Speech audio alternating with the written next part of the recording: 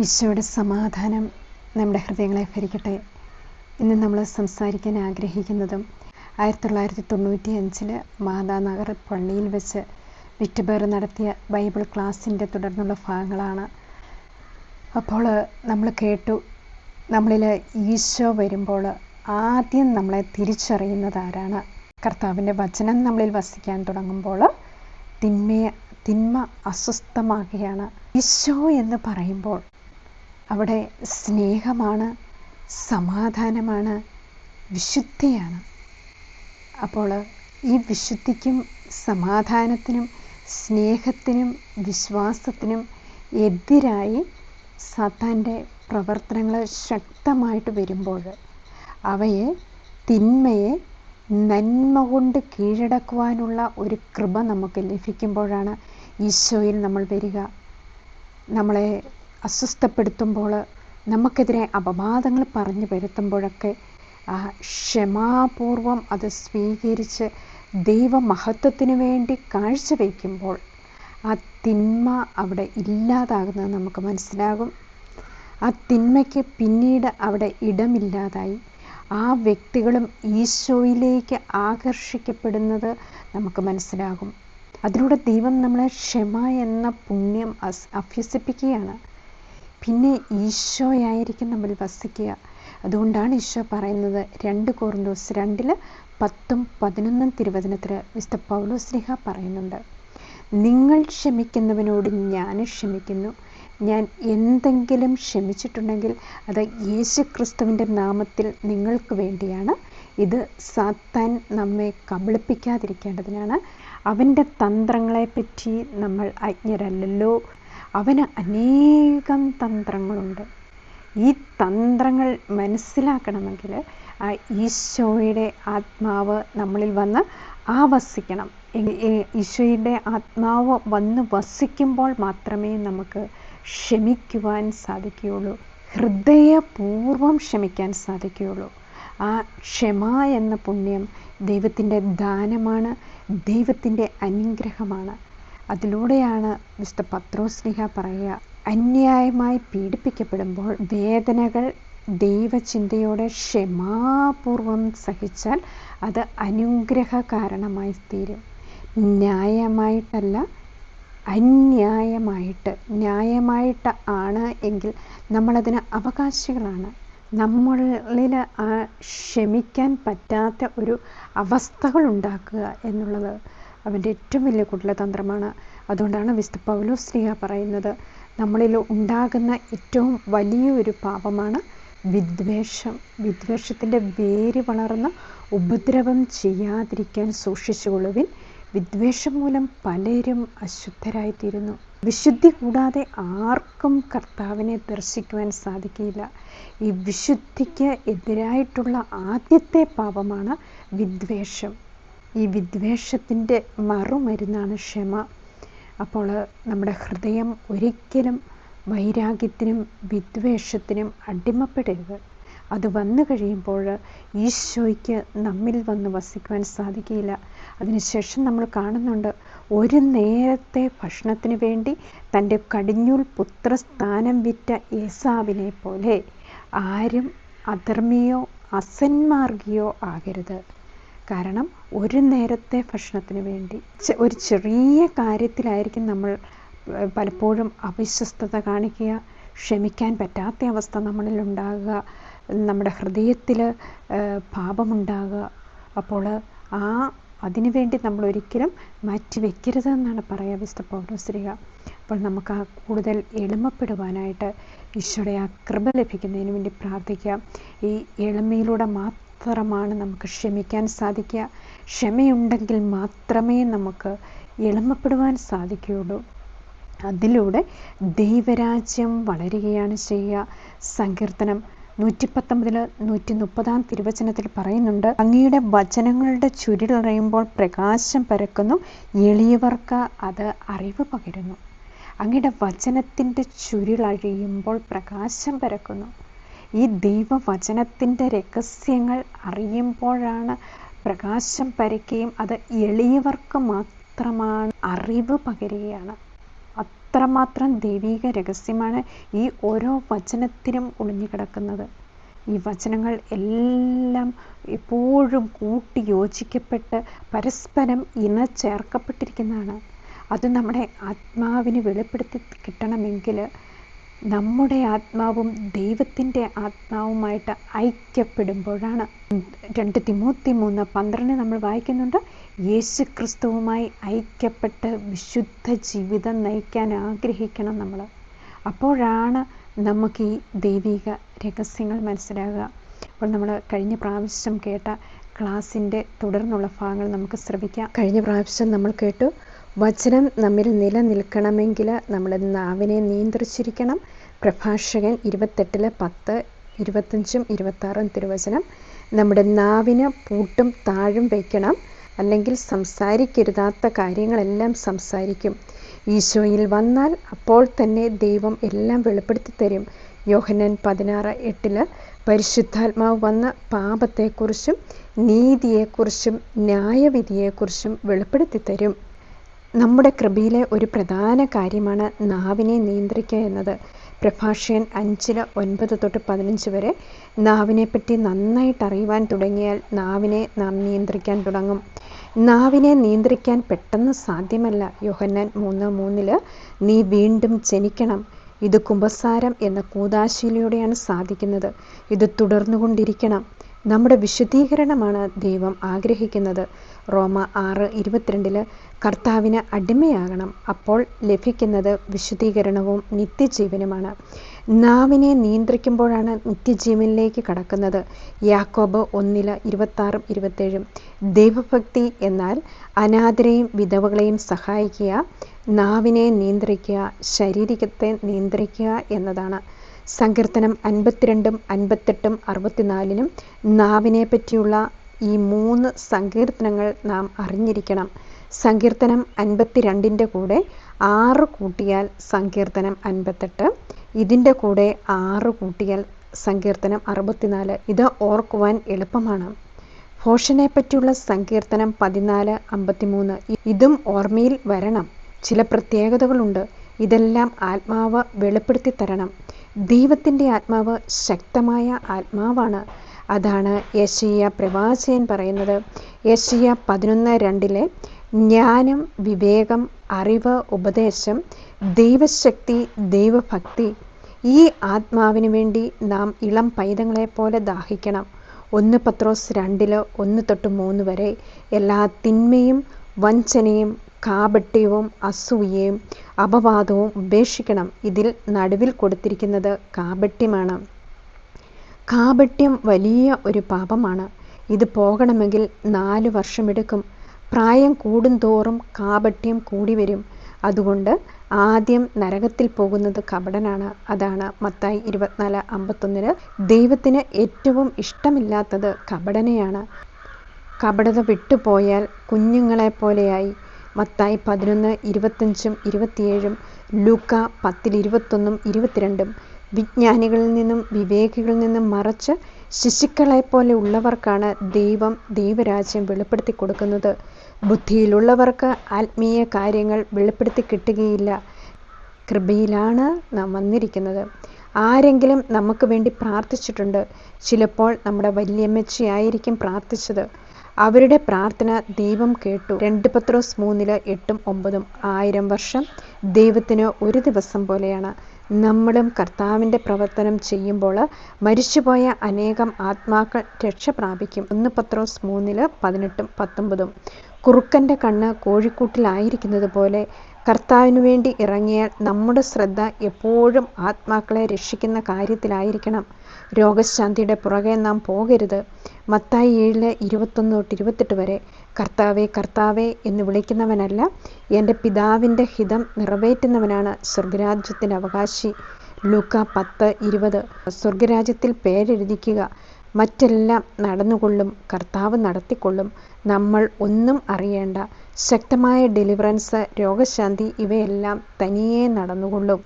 കഴിഞ്ഞ ആഴ്ചയിൽ മദ്രാസിലുള്ള ഒരു ക്യാൻസർ രോഗിയെ ഫോണിലൂടെ ബന്ധിച്ച് പ്രാർത്ഥിച്ചു.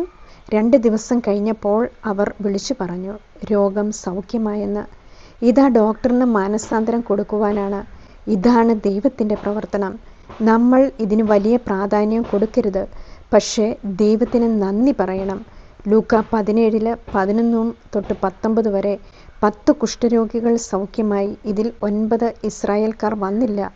ഒരു വിജാതിയൻ മാത്രം വന്ന് ദൈവത്തിന് നന്ദി പറഞ്ഞ് ദൈവത്തെ സ്തുതിച്ചു. സ്വന്തം മഹത്വത്തിനു വേണ്ടി നമ്മൾ ഒരിക്കലും പോകരുത്. പ്രത്യുത കർത്താവിന് വേണ്ടി ഇറങ്ങണം. അതിനാണ് ഈ ബൈബിൾ ക്ലാസ്. കർത്താവിൻ്റെ കൃപയിൽ വരണം. അപ്പോൾ ദൈവം തന്നെ തീഷ്ണത തരും, ഉത്തേജിപ്പിക്കും, വെറുതെ ഇരുത്തുകയില്ല. 2 കൊറിന്തോസ് 5:14-20 വരെ പുതിയ സൃഷ്ടിയാക്കി മാറ്റും. ദൈവസ്നേഹമാണ് നമ്മെ ഉത്തേജിപ്പിക്കുന്നത്. അപ്പോൾ നാം പ്രവർത്തിക്കുവാൻ തുടങ്ങും. നാം കർത്താവിൻ്റെ സ്ഥാനപതികളാണ്. ഓരോരുത്തർക്കും ഓരോ ജോലിയുണ്ട്. അതിനാണ് കർത്താവ് പറഞ്ഞത്, ലോകം മുഴുവനും പോയി സകല സൃഷ്ടികളോടും സുവിശേഷം പ്രസംഗിക്കുവാൻ. മർക്കോസ് 16:15-18 വരെ. ഈശോ എവിടെ ചെന്നാലും ആദ്യം ചെയ്യുന്നത് പൈശാചിക ശക്തികളെ ബഹിഷ്കരിക്കുകയാണ്. അതിനുശേഷമാണ് പരിശുദ്ധാത്മാവിനെ കൊടുക്കുന്നതും വചനം കൊടുക്കുന്നതും. അപ്പോൾ വചനം സ്വീകരിക്കുവാൻ സാധിക്കും. എന്നിട്ട് രോഗികളെ സുഖപ്പെടുത്തും. മത്തായി 11:5, മത്തായി 8:16, ലൂക്ക 7:22. വിശുദ്ധ പൗലോസ് അപ്പോസ്തലപ്രവർത്തനം 22:9 രോഗികളുടെ മേൽ കൈകൾ വയ്ക്കുമ്പോൾ അവർ സൗഖ്യപ്പെടുന്നു. യോഹന്നാൻ 4:48 അത്ഭുതങ്ങളും അടയാളങ്ങളും കാണിക്കുന്നത് മറ്റുള്ളവരെ ആകർഷിക്കുവാൻ വേണ്ടി മാത്രമാണ്, ഒരു ഇരയിടൽ മാത്രമാണ്. ഇതിന് നമ്മൾ പ്രാധാന്യം കൊടുക്കേണ്ട ആവശ്യമില്ല. കർത്താവിനാവശ്യം മാനസാന്തരമാണ്. യോഹന്നാൻ 4:34 എൻ്റെ പിതാവിൻ്റെ ഹിതം നിറവേറ്റുകയാണ് എൻ്റെ ഭക്ഷണം. പിതാവിൻ്റെ ഹിതം അനേകരെ കർത്താവിലേക്ക് അടുപ്പിക്കുക എന്നതാണ്. അപ്പോൾ നമ്മളിതിൽ അനേകം കാര്യങ്ങൾ ശ്രവിച്ചു. നമ്മൾ അത്ഭുതങ്ങളുടെയും അടയാളങ്ങളുടെയും എല്ലാം പിന്നാലെ പോകുമ്പോൾ നമ്മൾ മറ്റൊരു രീതിക്ക് പോകും. അതേസമയം നമ്മുടെ ഹൃദയ പരിച്ഛേദനം, മാനസാന്തരം നമ്മൾ സ്വീകരിക്കുമ്പോഴാണ് പിതാവിൻ്റെ ഹിതം നിറവേറ്റുന്നവരായി നമ്മൾ മാറുക. ഇതിൽ പറയുന്നുണ്ട്, കർത്താവേ കർത്താവേ എന്നെ വിളിച്ചപേക്ഷിക്കുന്നവനല്ല. നമ്മൾ അനേകം കാര്യങ്ങൾ ചെയ്താലും നമ്മിൽ മാറ്റം സംഭവിക്കുന്നില്ല എങ്കിൽ അത് യഥാർത്ഥ മാനസാന്തരമായിരിക്കില്ല. അപ്പോൾ ഈശോയ്ക്ക് പ്രവർത്തിക്കാനും ഈശോയ്ക്ക് വസിക്കാനുമുള്ള ഏറ്റവും വലിയൊരു ഇടമാണ് നമ്മുടെ ഹൃദയം. അതിനെ ഉഴുത് മറിച്ച് ഏറ്റവും നിർമ്മലവും ശിശുസഹജമായ ഒരു ഹൃദയം നേടുമ്പോഴാണ് ഈശോയ്ക്ക് അവിടെ വന്ന് വസിക്കാൻ സാധിക്കുക. നമ്മളിതിൻ്റെ അകത്ത് ശ്രവിക്കുകയായിരുന്നു നാവിനെക്കുറിച്ചുള്ള സങ്കീർത്തനങ്ങൾ.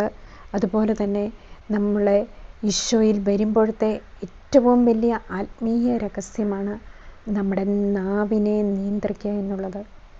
നാവിനെ നിയന്ത്രിക്കുന്നതിലൂടെ നമുക്ക് അനേകം കൃപാവരങ്ങൾ ലഭിക്കുകയാണ്. യാക്കോബ് 3:2 പറയുകയാണ്, നമ്മൾ നാവിനെ നിയന്ത്രിക്കുമ്പോൾ നമ്മുടെ ശരീരത്തെ മുഴുവൻ നിയന്ത്രിക്കുവാനുള്ള ഒരു ശക്തി നമുക്ക് ലഭിക്കുകയാണ്.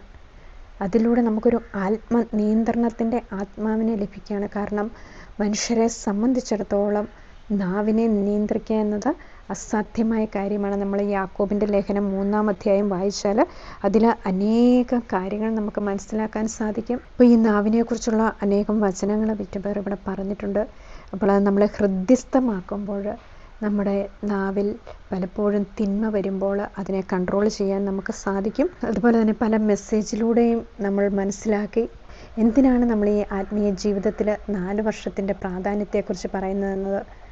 ഈ 4 വർഷം നമ്മൾ വിശുദ്ധി പാലിക്കുമ്പോൾ ഈശോയുമായിട്ടുള്ളൊരു ബന്ധം നമുക്ക് സ്ഥാപിക്കാൻ സാധിക്കും.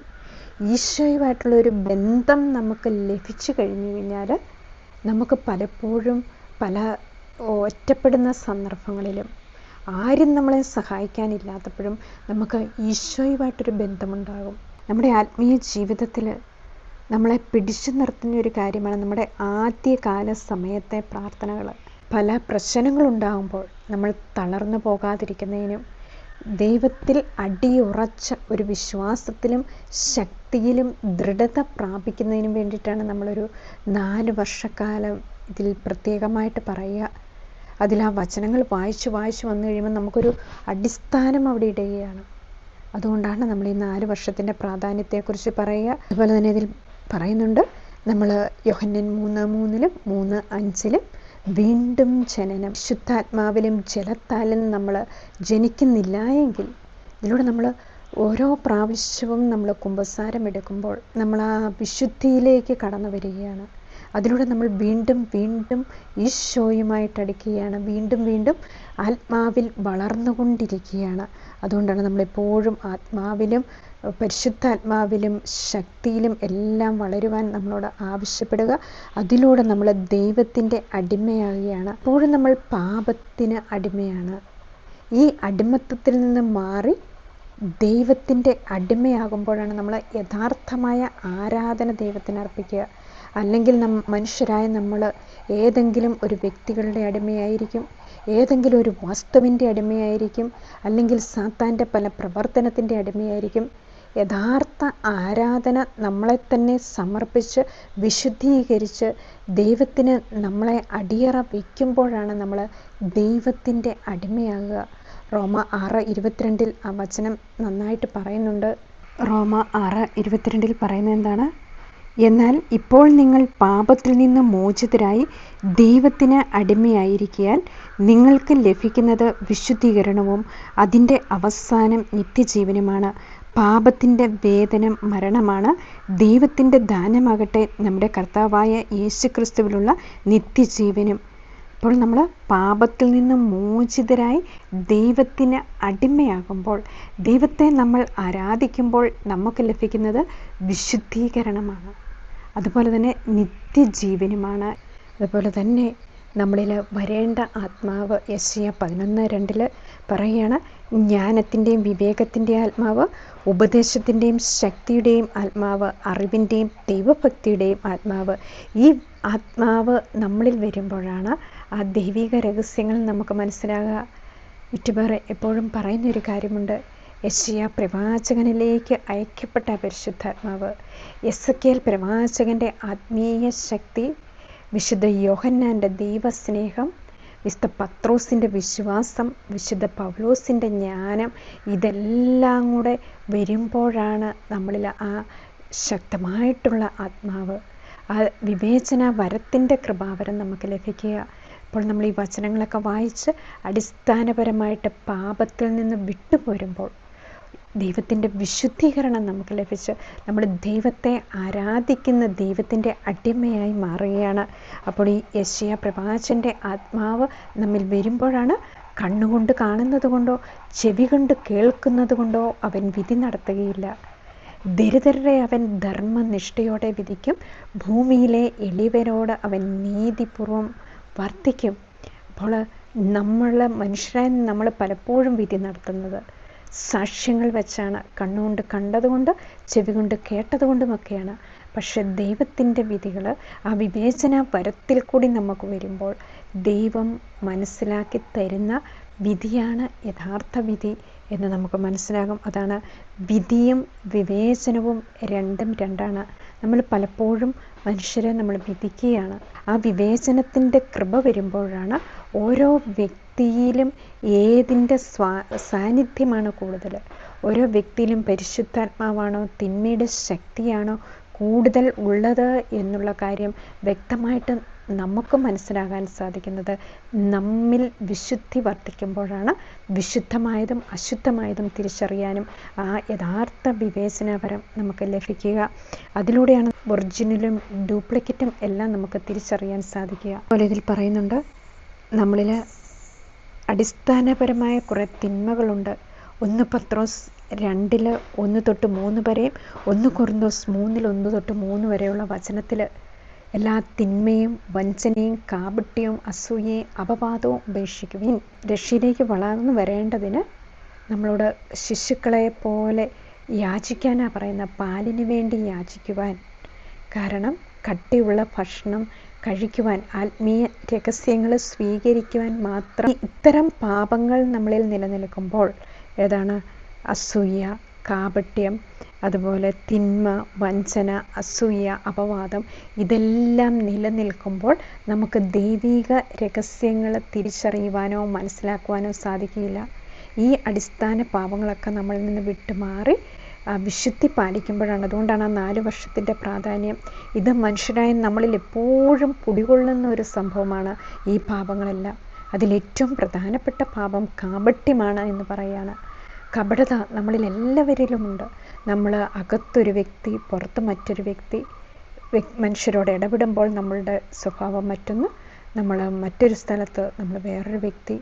അപ്പോൾ യഥാർത്ഥ സത്യത്തെ ഉറച്ചു നിന്നുകൊണ്ട് വിശ്വസ്തതാപൂർവം പാലിക്കുമ്പോഴാണ് നമുക്ക് കാപട്യമില്ലാതെ വരിക.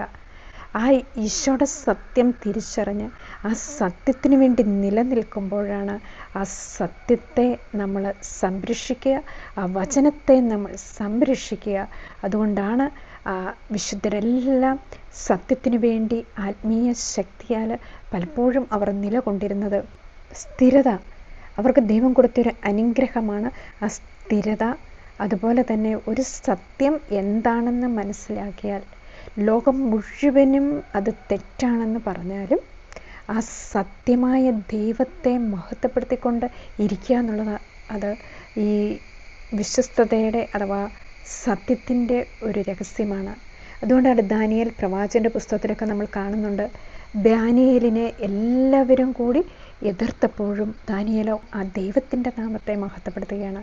അതിലൂടെ ദാനിയേൽ വിശ്വസ്തനായി കാണപ്പെടുകയാണ്, ദൈവിക രഹസ്യങ്ങളുടെ കാര്യസ്ഥനായിട്ട് കാണപ്പെടുന്നത് നമുക്ക് കാണാൻ സാധിക്കും.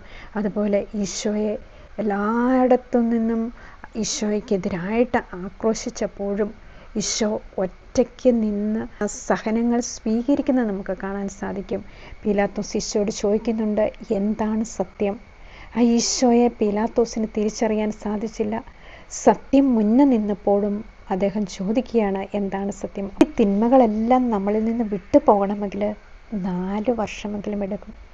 കാരണം ദൈവത്തിന് നമ്മളെ ശുദ്ധീകരിച്ച് കൊണ്ടുവരണമെങ്കിൽ നമ്മൾ വിശ്വസ്തത പാലിച്ച് ഈശോയുടെ അടുക്കുമ്പോഴാണ് ഈ തിന്മകളൊക്കെ നമ്മളിൽ നിന്ന് വിട്ടുപോവുക.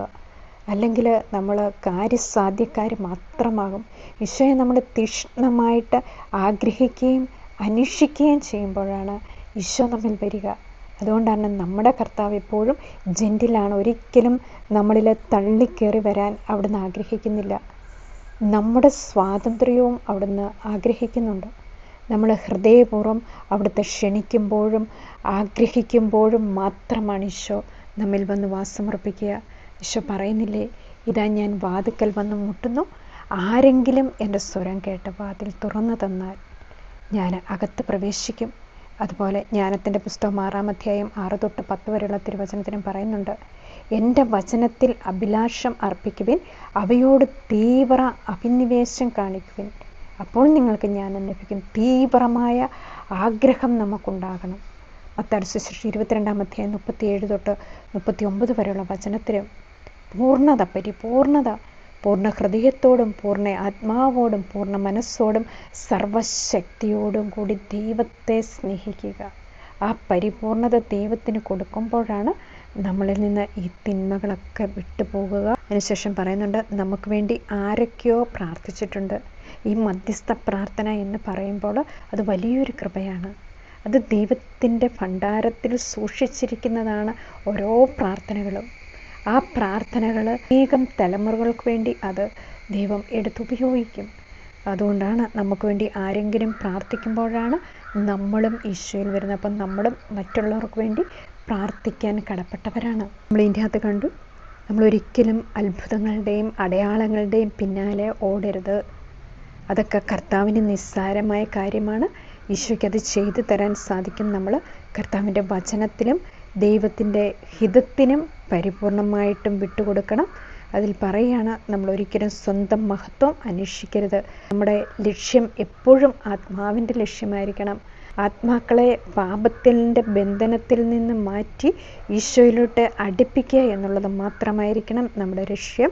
അതാണ് ദൈവം തന്നെ തീക്ഷ്ണത നമുക്ക് തരും. ദൈവം തന്നെ നമ്മളെ ഉത്തേജിപ്പിക്കും. 2 കൊരിന്ത്യർ 5 14 തൊട്ട് 20 വരെയുള്ള തിരുവചനത്തിൽ നമ്മൾ വായിക്കുന്നു, ദൈവസ്നേഹം നമ്മെ ഉത്തേജിപ്പിക്കുകയാണ്.